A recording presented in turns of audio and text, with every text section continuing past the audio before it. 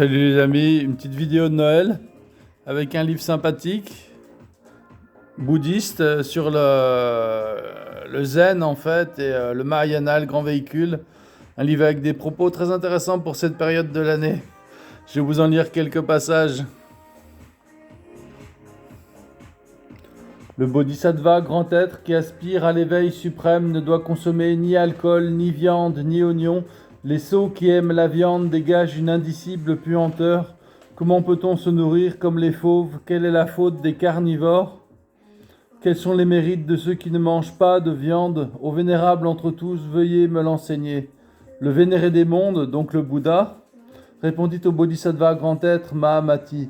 Mahamati, innombrables sont les raisons pour lesquelles le bodhisattva ne doit pas se nourrir de la chair des êtres, mais avoir compassion d'eux, et je vais à présent en exposer quelques-unes. Alors, suivent ensuite toutes les raisons bouddhistes d'être végétarien, de ne pas manger de viande, avec aussi pas mal de propos anti-alcool. Ça, j'ai un peu de mal anti-alcool, et je pense en France, c'est difficile pour nous, parce qu'on est quand même une culture où on boit du vin, de la bière et compagnie. C'est assez difficile pour nous, mais bon, on peut diminuer déjà franco en y allant en moyen sur la bibine, quoi, parce qu'il y en a qui pourraient diminuer, à mon avis. Bon, je continue. Mahamati, depuis l'absence de commencement, tous les êtres tournent sans répit dans le cercle des morts et des renaissances, et il n'en est aucun qui n'ait été notre père, notre mère, notre frère, notre sœur, un être proche, sinon un bien-aimé, un ami ou un serviteur, et qui à présent vit dans le corps d'un quelconque animal. Comment peut-on décider de dévorer l'un de ces êtres? Alors ça, c'est l'argument qu'aimaient beaucoup les pères de l'Église. Ils disaient que dans ce cas-là, c'est quand on mange les végétaux, on mangerait nos pères et nos mères aussi.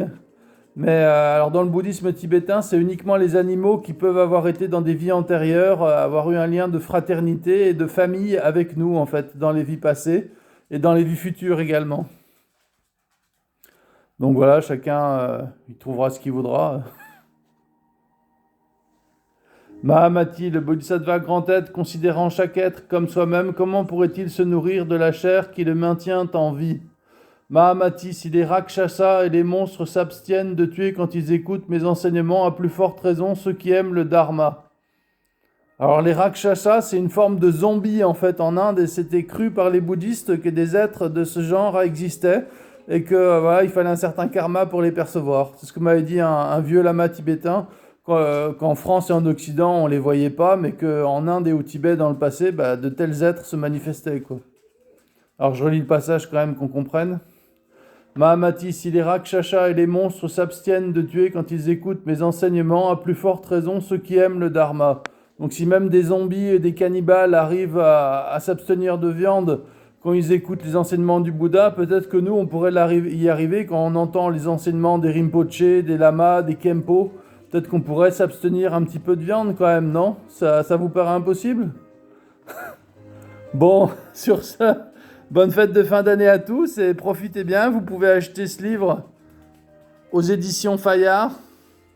Un très bon livre sur le bouddhisme, avec un chapitre exprès sur le végétarisme, la compassion envers tous les êtres animés, les animaux, l'abstinence d'alcool également. Aussi, alors, il y a des plantes qui condamnent, comme l'oignon, l'ail, le gingembre et compagnie, le ginseng, parce que c'est des plantes qui, pour les moines, en Inde notamment et en Chine, étaient déconseillées du fait que... Enfin, vous voyez pourquoi.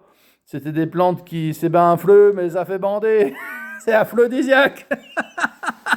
Bon, pour ceux qui sont pas moines, ils peuvent prendre de ces plantes. Mais bon, vaut mieux en y allant mollo, hein. Allez, jeunes.